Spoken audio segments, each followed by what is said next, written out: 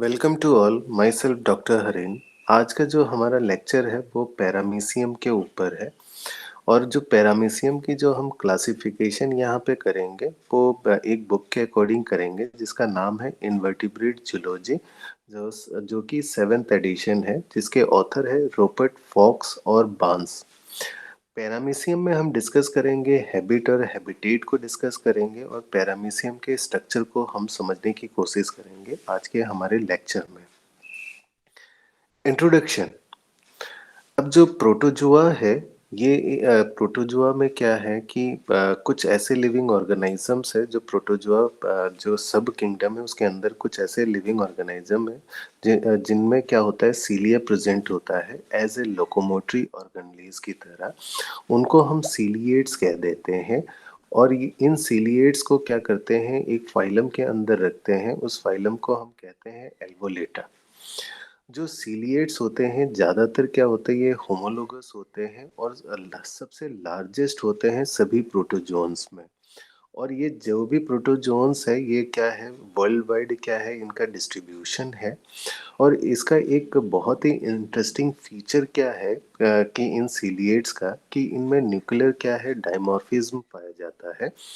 Nuclear dimorphism का मतलब होता है टू टाइप ऑफ न्यूक्लियस पाया जाता है। एक को हम कहते हैं मैक्रो, दूसरे को हम कहते हैं माइक्रो न्यूक्लियस। दूसरा क्या है कि जो हमारा पैरामीशियम है उसमें एक क्या होता है कि एक यूनिक फीचर पाया जाता है जो कि रिप्रोडक्शन है, सेक्सुअल रिप्रोडक्शन में हम देखते हैं, जिसको हम कॉन्जुगेशन कहते हैं। ये एक टाइप है सेक्सुअल रिप्रोडक्शन का। जो पैरामीशियम है ये मोस्टली स्टडीड सीलिएट प्रोटोजोन्स है, जिसको हम पैरामीशियम को कॉमनली स्लीपर एनिमल क्यूल भी बोल देते हैं। ये एनिमल क्यूल इसलिए बोल देते हैं कि स्लीपर एनिमल क्यूल इसलिए बोल देते हैं क्योंकि ये क्या है, स्लीपर की तरह दिखाई देता है। पैरामीशियम जो जीनस है, इसके अंदर तकरीबन 10 स्पीसीज को क्या किया गया, आइडेंटिफाई किया गया है।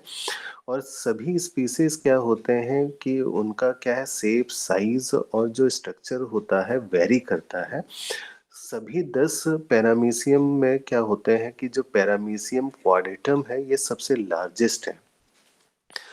अगर हम कुछ कैरेक्टरिस्टिक फीचर्स को ध्यान दें सीलिएट्स के, तो इसमें कुछ इंपॉर्टेंट कैरेक्टरिस्टिक्स क्या है कि जितने भी सीलिएट्स होते हैं, कंपाउंड सीलियरली स्ट्रक्चर होता है। कहने का मतलब है सीलिया प्रेजेंट होता है ऑल ओवर द बॉडी, जो कि सीलिया को यूज करते हैं ऐसे लोकोमोटरी ऑर्गेनलीज या फूड को कैप्चर करने के लिए यूज करते हैं। जो सीलिएट्स होते हैं उनके पास इंफ्रासिलियरली सिस्टम होता है। इंफ्रासिलियरली सिस्टम में जैसे काइनेटोसोम्स होता है, काइनेटोसोम से क्या है, सीलिया एराइज होते हैं, एक काइनेटोडेस्मेटा भी होता है इसके साथ। दूसरा है कि जितने भी सीलिएट्स होते हैं उनमें साइटोसोम होता है या सेल माउथ होता है। अब हम पहले ही डिस्कस कर चुके हैं कि जो सीलिएट्स होते हैं उनमें क्या है, न्यूक्लियर डायमॉर्फिज्म पाया जाता है। और न्यूक्लियर डायमॉर्फिज्म में क्या है, एक होता है मैक्रोन्यूक्लियस जो कि वेजिटेटिव फंक्शन परफॉर्म करता है। दूसरा जो माइक्रोन्यूक्लियस है ये इन्वॉल्व होता है रिप्रोडक्शन में और सिंथेसिस ऑफ डीएनए में। अब हम डिस्कस करेंगे हैबिट और हैबिटेट को। तो पहले हैबिट और हैबिटेट को जानने से पहले हम इसके क्लासिफिकेशन को एक बार देख लेते हैं। जो इसका किंगडम है वो प्रोटिस्टा है, सब किंगडम ये प्रोटोजोआ है, फाइलम हमारा एल्वोलेटा है और सब फाइलम हमारा सिलियोफोरा है, क्लास हमारा नेजोफोरिया है। अब हम पहले ही डिस्कस कर चुके हैं कि जो पैरामीशियम है ये क्या है, वाइडली स्टडीड प्रोटोजोआ है और वाइल्ड डिस्ट्रीब्यूशन है इसका। ये जनरली जो फ्रेश वाटर लेक्स होते हैं या स्ट्रीम्स होते हैं, पॉन्ड्स होते हैं, रिवर होते हैं या रिजर्वायर्स, जो सीवेज पाइप होते हैं या पैडी फील्ड में ये कॉमनली पाया जाता है। ये जो पैरामीशियम है जनरली जहाँ ऑर्गेनिक मटेरियल ज़्यादा होता है यानी बैक्टीरिया प्रेजेंट होते हैं, वहाँ पे ये पैरामीशियम पाया जाता है क्योंकि ये बैक्टीरिया पे फीड करते हैं। इसीलिए इनको ओलिगोसेप्रोबिक हम बोल देते हैं। हम कई बार देखते हैं कि जो स्लो रनिंग जो स्ट्रीम्स होते हैं या पॉन्ड होता है जिसमें पानी जो पानी के साथ-साथ क्या होता है कुछ एक्वेटिक प्लांट्स भी प्रेज़ेंट होता है, वहाँ हम देखते हैं कि वो फ्रीली क्या है स्विम कर रहे हैं यानी एक्टिवली स्विम कर रहे हैं।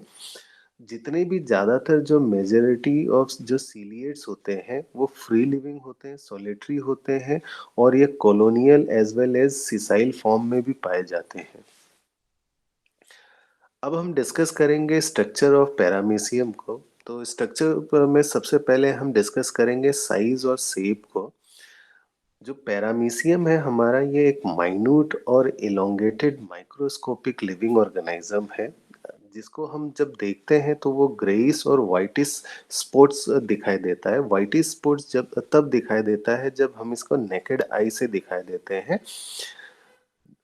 दूसरा है कि जो पैरामीशियम होता है, पैरामीशियम के 10 क्या है स्पीसीज पाए जाते हैं और सबका शेप और साइज क्या है वेरी करता है। यहाँ पे जो पैरामीशियम है वो स्पिंडल और सिगरेट शेप का बॉडी होता है जिसको हम पहले ही डिस्कस कर चुके हैं, जिसको हम कॉमनली स्लीपर शेप बोल देते हैं या कई बार हम इसे बोल देते हैं स्लीपर एनिमल क्यूल बोल देते हैं। जो इसका एंटीरियर एंड होता है वो ब्लंट होता है और जो इसका पोस्टीरियर एंड होता है वो क्या होता है पॉइंटेड होता है। तो एक बार हम इसको डायग्राम में समझ लेते हैं। ये जो हमारा रीजन है यहाँ से ये जो रीजन आपको दिखाई दे रहा है ये आपका पोस्टीरियर रीजन है। पोस्टीरियर रीजन जो कि पॉइंटेड होता है और ये जो रीजन है आपको ये दिखाई दे रहा है हम इसे ये हमारा एंटीरियर रीजन है। इंटीरियर रीजन जो कि ब्लंट होता है। अब हम इसके अंदर कुछ स्ट्रक्चर्स को हम डिस्कस कर लेते हैं। नंबर फर्स्ट हम यहाँ देखते हैं कि जो इसका पोस्टीरियर रीजन में जो पोस्टीरियर रीजन है इस पोस्टीरियर रीजन में क्या होता है कि जो सीलिया थोड़ा थिक होता है यहाँ पे, तो इसको हम कॉडल स्टफ बोल देते हैं। इसके बाद हम इसके वेंट्रल साइड पे हम देखते हैं एक स्ट्रक्चर को हम देखते हैं। उस स्ट्रक्चर को हम लोग कॉमनली जो बोलते हैं इसको हम बोलते हैं पेरिस्टोम बोल देते हैं या ओरल ग्रूव बोल देते हैं। जो ये स्ट्रक्चर आपको दिखाई दे रहा है यहाँ तक इसको पेरिस्टोम बोल देते हैं। और यहीं पे एक और आपको स्ट्रक्चर दिखाई दे रहा होगा, उस स्ट्रक्चर को हम लोग कहते हैं वेस्टिब्यूल। तो ये वेस्टिब्यूल क्या है, आप ये वाला जो स्ट्रक्चर आपको दिखाई दे रहा है वेस्टिब्यूल, वेस्टिब्यूल क्या होता है कि वेस्टिब्यूल का जो बॉटम वाला रीजन है वो क्या होता है कनेक्ट हो जाता है बक्कल कैविटी के साथ कनेक्ट हो जाता है। और इसके बॉटम में क्या होता है एक साइटोफेरिंक्स और साइटोसोम्स प्रेजेंट होता है। और इसका जो अनडाइजेस्ट जो फूड है वो बॉडी से बाहर निकलने के लिए यहाँ ट्रांसफ़र होता है। और जैसे ही ट्रांसफ़र होता है तो ये एक रीजन में पहुँचता है। इस रीजन को हम लोग कहते हैं, ये जो आपको रीजन दिखाई दे रहा है इसको कहते हैं साइटोप्रोक्ट हम बोल देते हैं। इस रीजन में क्या होता है जो हमारा पेलिकल है वो वीक होता है हमारा, यानी बहुत कम पेलिकल पाया जाता है। इसके बाद हम यहाँ देखते हैं कि जो पैरामीशियम है, पैरामीशियम के दो टाइप का साइटोप्लाज्म पाया जाता है। जो इसका डेंस आपको ये जो रीजन आपको दिखाई दे रहा है डेंस रीजन, तो ये जो हमको डेंस रीजन दिखाई दे रहा है तो इस डेंस रीजन को हम कहते हैं, अब ये इसे देख लीजिएगा, इस डेंस रीजन को हम कह देते हैं इंडोप्लाज्म। इंडोप्लाज्म हम कह देते हैं। इसके बाद जो इसके आउटर की तरफ जो हम क्लियर वाला जो रीजन हमको दिखाई दे रहा है, वो जो क्लियर रीजन है आपको ये जो क्लियर रीजन दिखाई दे रहा है, ये जो पार्ट आपको दिखाई दे रहा है ये रीजन, तो ये जो क्लियर जो पार्ट आपको दिखाई दे रहा है इसको हम कहते हैं एक्टोप्लाज्म। एक्टोप्लाज्म हम कह देते हैं। और ये एक्टोप्लाज्म क्या होता है, नियर द पेरिफेरी होता है, पेरिफेरी होता है। और यहाँ पे ही क्या होता है, एक्टोप्लाज्म में ही क्या होता है, पहले ये एक्टोप्लाज्म पेरिफेरी होता है और यहाँ पे क्या प्रेजेंट होता है, एक स्ट्रक्चर प्रेजेंट होता है। आप देख सकते हैं ये जो स्मॉल स्ट्रक्चर्स आपको दिखाई दे रहे हैं, ये जो स्ट्रक्चर्स आपको दिखाई दे रहे हैं इसको ट्राइकोसिस्ट हम बोलते हैं। इसके बाद और ये जो ट्राइकोसिस्ट है हमारा क्या है, ये एक्टोप्लाज्म में प्रेजेंट होता है हमारा। इसके बाद अगर हम देखें कि इंडोप्लाज्म में हम ध्यान दें तो इंडोप्लाज्म में क्या होता है, कई सारे स्ट्रक्चर्स पाए जाते हैं। नंबर फर्स्ट स्ट्रक्चर हो गया कि यहाँ दो टाइप का न्यूक्लियस पाया जाता है, ये हम देख रहे हैं। जो लार्ज वाला न्यूक्लियस है इसको हम मेगा न्यूक्लियस बोलते हैं, जो स्मॉल है इसको हम माइक्रो न्यूक्लियस हम बोल देते हैं। इसके बाद एंटीरियर रीजन में एक कॉन्ट्रैक्टाइल वैक्यूल प्रेजेंट होता है जिसको हम एंटीरियर कॉन्ट्रैक्टाइल वैक्यूल बोलते हैं। और पोस्टीरियर रीजन में क्या होता है, वैक्यूल प्रेजेंट होता है जिसको पोस्टीरियर कॉन्ट्रैक्टाइल वैक्यूल हम कह देते हैं। और इसी वैक्यूल से, कॉन्ट्रैक्टाइल वैक्यूल से रेडिएटिंग कैनाल अराइज होता है। तो आप यहाँ ध्यान दीजिएगा, ये दिखाई दे रहा है आपको, ये जो स्ट्रक्चर को हम डार्क कर रहे हैं ये। अब हम डिस्कस करेंगे कि पेलिकल को। पेलिकल हम पहले ही डिस्कस कर चुके हैं कि ये क्या होता है, कवर्ड होता है, प्रोटेक्टिव कवर्ड कहते हैं। ये क्लीन होता है और टफ होता है, इलास्टिक होता है, जो beneath the plasma membrane present होता है। इसके बाद हम अब डिस्कस कर चुके हैं कि एक्टोप्लाज्म क्या होता है। हम एक्टोप्लाज्म को बोल चुके हैं कि एक्टोप्लाज्म में दो टाइप का होता है, सॉरी साइटोप्लाज्म दो टाइप का होता है, एक्टोप्लाज्म और एंडोप्लाज्म। एक्टोप्लाज्म क्या होता है, क्लियर रीजन होता है, इसमें ट्राइकोसिस्ट प्रेजेंट होता है और इंफ्रासिलियरली सिस्टम प्रेजेंट होता है, जो आगे आने वाले स्लाइड में हम डिस्कस करेंगे। इंडोप्लाज्म इसका डेंस रीजन होता है और इस रीजन में कई सारे क्या होते हैं, कंपोनेंट और इंक्लूजन पाए जाते हैं, जैसे कि गोल्गी बॉडीज पाई जाती है, माइटोकॉन्ड्रिया पाया जाता है, crystal, ribosomes, reserve food granules और कॉन्ट्रैक्टाइल बॉडीज, न्यूक्लियाई और फूड पाया जाता है यहाँ पे। अब हम डिस्कस करेंगे कि जो सीलिया और इंफ्रासीलियरली सिस्टम हम किसे कहते हैं। हम जानते हैं कि जो पैरामीशियम है ये पूरा जो बॉडी है वो कवर्ड होता है numerous hair, small hair like structure से। और ये बिल्कुल टाइनी फ्लेजिला की तरह दिखाई देता है स्ट्रक्चर, इसको हम सीलिया बोलते हैं। और ये क्या होता है, सीलिया एराइज होता है हमारा पेलिकल से एराइज होता है। और जो सीलिया का जो साइज होता है 0.27 माइक्रोमीटर इसका डायमीटर होता है। और जो इसकी लेंथ होती है 10 माइक्रोमीटर से 12 माइक्रोमीटर इसकी लेंथ होती है। और ये टोटल नंबर ऑफ जो सीलिया जो पैरामीशियम में पाया जाता है अबाउट ये 14,000 सीलिया पाया जाता है, जो पूरा बॉडी को कवर कर लेता है। अब हम डिस्कस करेंगे कि जो बेसल बॉडीज क्या होता है। बेसल बॉडीज क्या होता है, पेरिफ्री में प्रेजेंट होता है, पेरिफ्री में प्रेजेंट होता है और ट्यूबुलर लाइक स्ट्रक्चर होता है। और इसी बेसल बॉडी से ही क्या होता है, सीलिया या सीलियम का अराइज होता है, ओरिजिनेट होता है, जिसको काइनेटोसोम्स या तो हम बेसल बॉडी बोल देते हैं। इसको स्ट्रक्चर में एक बार समझ लेते हैं पिक्चर में।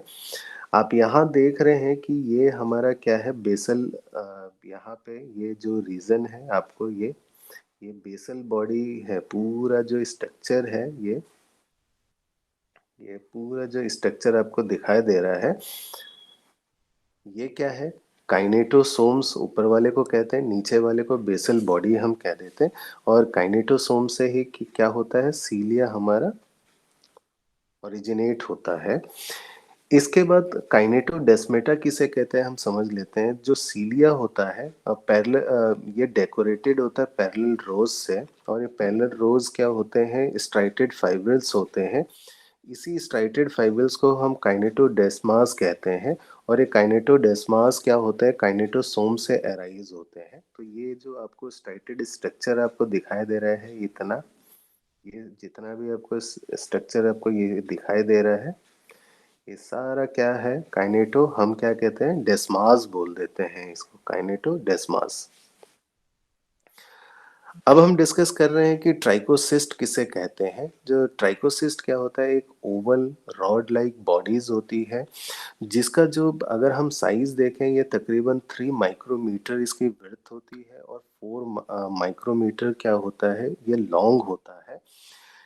ये जो ट्राइकोसिस्ट होता है, ये एक्टोप्लाज्म में प्रेजेंट होता है, हम पहले ही डिस्कस कर चुके हैं। और ये ओरिएंटेड होता है, परपेंडिकुलर होता है, और ये अल्टरनेट होता है काइनेटोसोम से।